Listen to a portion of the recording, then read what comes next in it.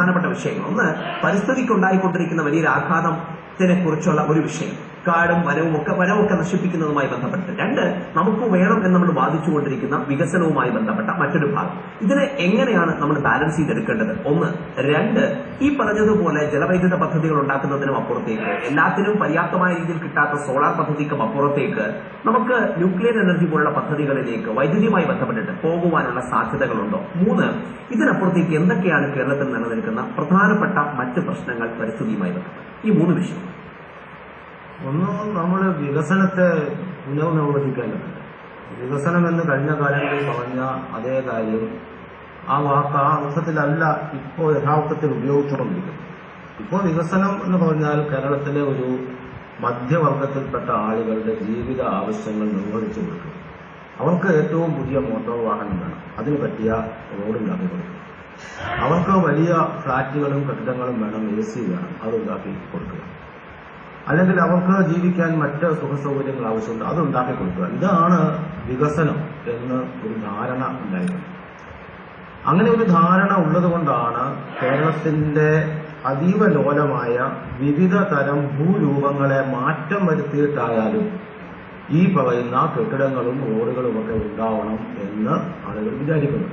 ഇപ്പോൾ കഴിഞ്ഞ ഗവൺമെന്റിന്റെ കാലത്ത് ഏറ്റവും കൂടുതൽ വിവാദമുണ്ടായത് പരിസ്ഥിതിയുമായി ബന്ധപ്പെട്ട കാര്യങ്ങളാണ്. എന്തുകൊണ്ടാണ് 400 ഏക്കർ മെത്രാൻ കായൽ നികത്താം എന്ന് ഗവൺമെന്റ് തീരുമാനിക്കുന്നത്? അവിടെ ഒരു ടൂറിസ്റ്റ് വില്ലേജ് വരും. ടൂറിസ്റ്റ് വില്ലേജ് വരുന്നത് ഒന്നുകിൽ വിദേശികളായ ആളുകൾ, അല്ലെങ്കിൽ ഇന്ത്യയിലെ സമ്പന്നരായ ആളുകൾ. അവർക്ക് സുഖമായി വന്ന് ജീവിക്കാൻ ആവശ്യമായ പശ്ചാത്തല സൗകര്യം ഒരുക്കി കൊടുക്കുക. കേരളത്തിലെ ഇപ്പോൾ ഉള്ള എല്ലാ വികസനവും, ഞാൻ ഈ ഗവൺമെന്റിന്റെ കാര്യത്തിലേക്കല്ല വരുന്നത്, ഗവൺമെന്റ് ഇപ്പോൾ വന്നതേ ഉള്ളൂ. എല്ലാ വികസനവും ഇത്തരത്തിൽ മധ്യവർഗത്തിൽപ്പെട്ടവരോ അതിന് മുകളിലുള്ളവരോ ആയിട്ടുള്ള സമ്പന്നരായ ആളുകളുടെ ജീവിത സുഖത്തിനാവശ്യമായ സൗകര്യങ്ങൾ ചെയ്തു കൊടുക്കലാണ് വികസനം എന്ന ഒരു ധാരണ വന്നിട്ടുണ്ട്. ആ ധാരണ പൊളിക്കുക എന്നുള്ളതാണ് ഒന്നാമത്തെ സംഗതി. അതല്ല വികസനം. വികസനം എന്ന് പറയുന്നത് ഒരു പ്രദേശത്തെ മുഴുവൻ ജനങ്ങളുടെയും ജീവിത നിലവാരം കുറച്ചുകൂടി മെച്ചപ്പെട്ട അവസ്ഥയിലേക്ക് കൊണ്ടുവരിക എന്നുള്ളതാണ്. അപ്പൊ അതിന് ആദിവാസികൾ വരും, തീരദേശവാസികൾ വരണം, കർഷക തൊഴിലാളികൾ വരണം, സ്ത്രീകൾ വരണം, കുട്ടികൾ വരണം, ദരിദ്രരായ ആളുകൾ വരണം. ഇവരുടെ എല്ലാവരുടെയും ജീവിത നിലവാരം കുറച്ചുകൂടി മെച്ചപ്പെടുത്തണമെങ്കിൽ തീർച്ചയായും കേരളത്തിന്റെ പരിസ്ഥിതി, കേരളത്തിന്റെ നെൽവയൽ, കേരളത്തിന്റെ കാട്, കേരളത്തിന്റെ കായൽ, കേരളത്തിന്റെ തണ്ണീർത്തട പ്രദേശം, ഇതൊക്കെ സംരക്ഷിക്കപ്പെടേണ്ടതുണ്ട്. കാരണം കേരളത്തിലെ ദരിദ്രരായ ആളുകൾ, പാവപ്പെട്ടവരായ ആളുകൾ ഇപ്പോഴും കേരളത്തിന്റെ പരിസ്ഥിതിയെ ആശ്രയിച്ചാണ് ജീവിക്കുന്നത്. കൃഷി ചെയ്യുന്നവർ, മീൻ പിടിക്കുന്നവർ, മറ്റ് ഇത് വളർത്തുന്നവർ, കന്നുകാലികളെ വളർത്തുന്നവർ. ഒന്ന് ഇടപെടുന്നത് അപ്പോൾ വികസനത്തിന്റെ റീഡെഫിനിഷനെ കുറിച്ച് താങ്കളുടെ പോയിന്റ് എസ്റ്റാബ്ലിഷ് ചെയ്യുകയുണ്ടായി. അടുത്ത വന്ന മറ്റൊരു ക്വസ്റ്റ്യൻ അവിടെ ഇപ്പൊ വൈദ്യുതിയുമായി ബന്ധപ്പെട്ടുള്ളതിൽ ഇപ്പൊ ന്യൂക്ലിയർ എനർജി പോലെയുള്ളവ എന്തുമാത്രം നമുക്ക് റിലേ ചെയ്യാൻ കഴിയുന്നവയാണെന്ന് തോന്നുന്നു. അതല്ലെങ്കിൽ മറ്റൊരു ഓൾട്ടർനേറ്റീവ് ഉണ്ട്. ഒന്ന്, ന്യൂക്ലിയർ എനർജി ലോകത്തെ എല്ലാ പരിഷ്കൃത രാജ്യങ്ങളും ഉപേക്ഷിച്ചുകൊണ്ടിരിക്കുകയാണ്. എല്ലാ പരിഷ്കൃത രാജ്യങ്ങളും. അമേരിക്കയിൽ ദശകങ്ങൾക്ക് മുമ്പുള്ള ന്യൂക്ലിയർ പ്ലാന്റുകളെ ഇപ്പോഴും ഉള്ളൂ. പുതിയ പ്ലാന്റ് അവർ സ്ഥാപിക്കുന്നില്ല. ഫ്രാൻസ് ഏതാണ്ട് പൂർണ്ണമായും ന്യൂക്ലിയർ പ്ലാന്റ് ഉപേക്ഷിക്കാൻ എന്താണ് ഓൾട്ടർനേറ്റീവ്? അപ്പോൾ ന്യൂക്ലിയർ പ്ലാന്റിനെ കുറിച്ചല്ല ഞാൻ പറയുന്നത്, വൈദ്യുതിക്ക് മറ്റൊരു ഓൾട്ടർനേറ്റീവ് എന്താണ്? പല കാര്യങ്ങൾ ആലോചിക്കേണ്ടി വരും. ഒന്ന്, ഈ പ്രകൃതിവാതകം ഒരു പ്രധാനപ്പെട്ട ഊർജ്ജ സ്രോതസ്സായി കാണേണ്ടി വരും. താപനിലയങ്ങൾ ഒരു പ്രധാനപ്പെട്ട ഊർജ്ജ സ്രോതസ്സാണ്. കേരളത്തിൽ കറണ്ട് കട്ട് ഒഴിവായത് അത് യഥാർത്ഥത്തിൽ ഇപ്പോഴത്തെ മുഖ്യമന്ത്രി ശ്രീ പിണറായി വിജയൻ വൈദ്യുത മന്ത്രിയായിരിക്കുന്ന കാലത്താണ് കേരളത്തിൽ കറണ്ട് കട്ട് അവസാനിക്കുന്ന ഒരു ഘട്ടമുണ്ടായത്. അങ്ങനെ കറണ്ട് കട്ട് അവസാനിപ്പിക്കാൻ കേരളത്തെ സഹായിച്ചത് കായംകുളം താപനിലയം കമ്മീഷൻ ചെയ്തത്. അതിന്റെ ഒരു ഗുണം എന്താണെന്ന് ചോദിച്ചാൽ ചെറിയ ഒരു പീരീഡാണ്. അതിന് കൂടുതൽ ഡീറ്റെയിൽസിലേക്ക് പോകുന്ന സമയത്തിനപ്പുറത്തേക്ക് താപനിലയം മറ്റൊരു ഓൾട്ടർനേറ്റീവ്സിലേക്ക് വരികയാണ്. സൗരോർജ്ജം ഒരു അത്തരം കാര്യങ്ങളിലേക്ക് പോകണം എന്നുള്ളതാണ്. അതിലേക്ക് വരും. ശ്രീമതി ഉഷ, നോക്കൂ, കേരളം വളരെ ചെറിയൊരു സംസ്ഥാനമാണ്. ശ്രീ അനന്തനവട്ടം പറഞ്ഞ ഒരു പോയിന്റിനെ ഒന്ന് എടുത്തു കഴിഞ്ഞാൽ പോപ്പുലേഷൻ ഡെൻസിറ്റി കൂടിയ സംസ്ഥാനവും കൂടെയാണ്.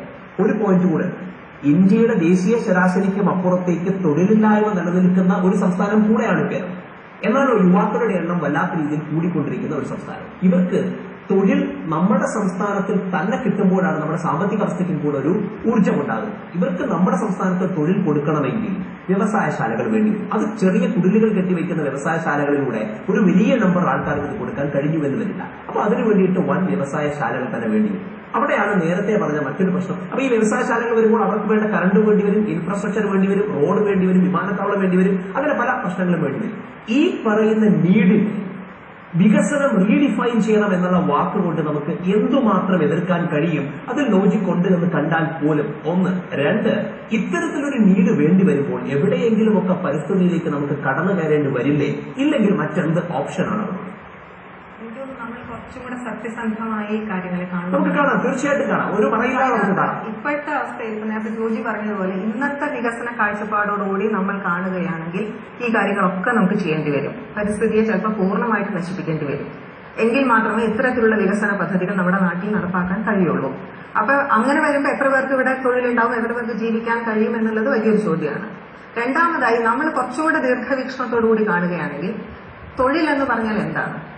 ഇന്ന് നമ്മുടെ മനസ്സിൽ കുട്ടികൾ, ഇപ്പൊ ഇവിടെ കുട്ടികൾ വന്നിട്ടുണ്ട്, എല്ലാവരെയും മനസ്സിലുള്ള തൊഴിൽ സങ്കല്പം എന്ന് പറഞ്ഞാൽ ഒരു വൈറ്റ് കോളർ ജോബാണ്.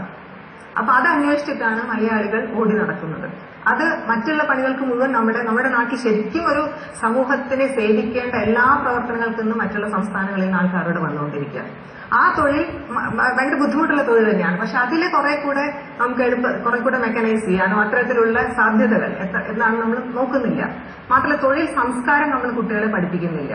അപ്പൊ നമ്മളുടെ തലമുറ ഇപ്പൊ 70കളിലും 80കളിലും ഉണ്ടായ വികസന കാഴ്ചപ്പാടോടുകൂടി വളർന്നു വന്ന നമ്മൾ ഓരോരുത്തരും ഇന്നത്തെ മുതിർന്ന രാഷ്ട്രീയ തലമുറയും ആ 70കളിൽ 80കളിൽ തന്നെയാണ് ഇപ്പോൾ ഇരിക്കുന്നത്. അപ്പൊ അതേസമയം കുട്ടികളോട് ഇന്നത്തെ ചെറുപ്പക്കാർ അവർ ഒരുപാട് തൊഴിൽ സാധ്യതകൾ അവർ അന്വേഷിക്കുന്നുണ്ട്. അവർ ചിലർ കണ്ടെത്തുന്നുണ്ട്. അത് നമ്മളൊരു സ്വീകരിക്കാൻ നമ്മൾ ഇപ്പോഴും തയ്യാറല്ല. ഇപ്പൊ കേരളത്തിൽ തന്നെ എടുക്കുകയാണെങ്കിൽ ഇപ്പൊ കാർഷികമായിട്ട്, ഞാൻ കാർഷിക മേഖലയിൽ കൂടെ പ്രവർത്തിക്കുന്നുണ്ട് പറയാണ്, കൃഷിയിലേക്ക് തിരിച്ചു വരാൻ ഒരുപാട് ആളുകൾ തയ്യാറാണ്. പക്ഷെ അതിന് വേണ്ട അടിസ്ഥാനപരമായിട്ടുള്ള അടിസ്ഥാന ഭൂമി വേണം, വെള്ളം വേണം. അപ്പൊ അതില്ലാതെ അവർക്ക് ഇതിൽ തിരിച്ചു വരാൻ കഴിയില്ല. അപ്പൊ അതിനൊരു പ്രയോറിറ്റി ഇപ്പോഴും ഇല്ല. നമ്മൾ കൃഷി നന്നാക്കണം എന്നൊക്കെ പറയുമ്പോഴും ഭൂമിയില്ല എന്നുള്ളൊരു വസ്തുത. മാത്രമല്ല ഇത്തരം വികസന പദ്ധതികൾക്ക് ഭൂമി എടുത്തുകൊണ്ട് പോകുമ്പോൾ വീണ്ടും വീണ്ടും ഈ ആവശ്യങ്ങൾക്കുള്ള കുറയാണ്. എനിക്ക് വേറൊന്ന് പറയാനുള്ളത്, വ്യവസായങ്ങൾക്കായിട്ട് ഒരുപാട് ഭൂമി ഇവിടെ എടുത്തു കഴിഞ്ഞിട്ടുണ്ട്. ആ ഭൂമി എന്തിനു ഉപയോഗിക്കുന്നു എന്നുള്ളത്, ഉപയോഗിച്ചു എത്രമാത്രം അത് ഉപയോഗിച്ചിട്ടുണ്ട്, അതിൽ എനിക്ക് തോന്നുന്നു അതാണ് ആദ്യം ചെയ്യേണ്ടത്. ആ ഭൂമി എന്റെ ഒരു അഭിപ്രായത്തിൽ ഇപ്പോഴും ഒരുപാട് സ്ഥലത്ത് ഭൂമി പഴയ ഒരുപാട് വ്യവസായങ്ങൾ അടച്ചുപൂട്ടി പോയിട്ടുണ്ട്. അതിപ്പോ ഈ ചെറിയ ഇൻഡസ്ട്രിയൽ എസ്റ്റേറ്റ്സ് ഉൾപ്പെടെ ശരിയായിട്ട് അപ്പൊ ആ ഭൂമി ഉപയോഗിക്കുന്നതിന് പകരം വീണ്ടും വീണ്ടും പുതിയ ഭൂമി കണ്ടെത്താനായിട്ട് ഇവിടെ ശ്രമം നടക്കുന്നുണ്ട്. ഒന്ന് ഇടപെട്ടുന്നത് അവിടെ ഇപ്പോ ഈ നേരത്തെ പറഞ്ഞ ഇപ്പോ കൃഷിയാകട്ടെ, അതല്ലെങ്കിൽ ഇപ്പോ മൺപാത്ര നിർമ്മാണമാകട്ടെ, മൺപാത്രങ്ങൾ എത്ര പേര് ഉപയോഗിക്കുന്നു എന്നുള്ളത് ഒരു കാര്യം, കയറിന്റെ നിർമ്മാണമാകട്ടെ, ഇങ്ങനെയുള്ള പല പരമ്പരാഗത വ്യവസായങ്ങളെ കുറിച്ചും നമുക്ക് പറയാം. പക്ഷേ ഈ വ്യവസായങ്ങളും യഥാർത്ഥത്തിൽ മെക്കനൈസ് ചെയ്യപ്പെട്ടാൽ മാത്രമേ അതിലേക്ക് യുവതലമുറ തിരിഞ്ഞു നോക്കാനുള്ള സാധ്യതകളുള്ളൂ. കാരണം എത്ര നമ്മൾ റീഡിഫൈൻ ചെയ്യണമെന്ന് പറയുമ്പോഴും ഐടിയുടെ സുഖശീതലമ ഒരു സ്ഥലത്ത് നിലനിൽക്കുമ്പോൾ അവരോട് ചൂടത്ത് വന്നിരുന്നിട്ട് കയറ് വിധിക്കണമെന്ന് പറഞ്ഞു കഴിഞ്ഞാൽ അവർ എന്തുമാത്രം വരുമെന്നുള്ളതിന് നമ്മൾ എന്തുമാത്രം പോകുമെന്നുള്ളതിനെയും നമ്മുടെ കുട്ടികളെ എന്തുമാത്രം അയക്കുമെന്നുള്ളതിനെയൊക്കെ നമുക്ക് റിയലിസ്റ്റിക്കലി കാണാം. ഇതൊരു മെക്കനൈസേഷനിലേക്ക് പോകുമ്പോൾ ആ മെക്കനൈസേഷനിലൂടെയും ഉണ്ടാകുന്നത് ഇത്തരത്തിലുള്ള വൻകിട പദ്ധതികളിലേക്ക് തന്നെയല്ലേ എത്തത്തുള്ളൂ, ഒരു ഇൻവെസ്റ്റ്മെന്റിലേക്ക് പോകുമ്പോൾ. അതല്ലാതെ മറ്റേതെങ്കിലും മോഡലുകൾ നമുക്ക് എടുത്തു കാണിക്കാനുണ്ടോ, അതോ പുതിയ മോഡൽ നമ്മൾ ഉണ്ടാക്കണം? പുതിയ മോഡൽ നമ്മൾ ഉണ്ടാക്കണം. അതിനാണല്ലോ നമ്മുടെ ത്രിതല പഞ്ചായത്ത് സംവിധാനം ഉള്ളത്. ഒരു പഞ്ചായത്തിന് അത്തരത്തിൽ പ്ലാൻ ചെയ്യാൻ എന്തുമാത്രം തൊഴിൽ ഉണ്ടാക്കാൻ പറ്റുന്നില്ല, അവർക്ക് തന്നെ പ്ലാൻ ചെയ്യാൻ പറ്റുന്നതേ ഉള്ളൂ. ശരി, വ്യക്തമാണ്. നമ്മളൊപ്പം ഒരു കൂട്ടം യുവ സുഹൃത്തുക്കളുണ്ട്, അവർക്ക് ചില ചോദ്യങ്ങൾ ചോദിക്കും. സാർ, എനിക്ക് ചോദിക്കാനുള്ളത് ആരോടാണ് ചോദ്യം? ആനത്തലവട്ടാണ് ചോദിക്കുന്നത്. ആതിരപ്പള്ളിയുമായി ബന്ധപ്പെട്ടാണ് ചോദിക്കുന്നത്. ഇന്ന് നമുക്കറിയാം, നമ്മുടെ കൊച്ചു കേരളത്തിലെ ഡാമുകളുടെ എണ്ണം എന്ന് പറയുന്നത് ജില്ലകളുടെ എണ്ണത്തെക്കാളും വളരെയധികം കൂടുതലാണ്. അതോടൊപ്പം തന്നെ വൈദ്യുത പദ്ധതികളും അനവധിയുണ്ട്. ആ ഒരു സാഹചര്യത്തിൽ ഇന്ന് വനത്തിന്റെ അളവെന്ന് പറയുന്നത് വളരെ കുറവാണ്. 10% താഴെ മാത്രമാണ് കേരളത്തിലെ വനത്തിന്റെ അളവ്.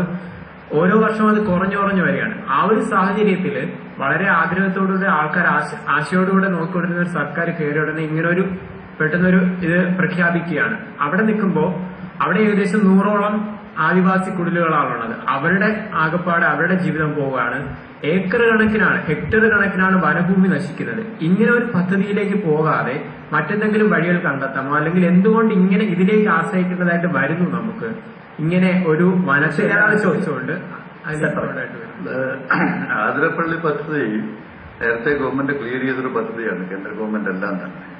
ആ പദ്ധതി നടപ്പാക്കണമെന്ന് വൈദ്യുതി ചുമതല വഹിക്കുന്ന മന്ത്രി വൈദ്യുതി ക്ഷാമം ചോദ്യം ഉയർന്നപ്പോൾ അതിന് പരിഹാരം എന്നുള്ള നിലയിൽ ഈ വൈദ്യുതി പദ്ധതികൾ നടപ്പാക്കും ആതിരപ്പള്ളി ഉൾപ്പെടെ എന്ന് പറഞ്ഞു.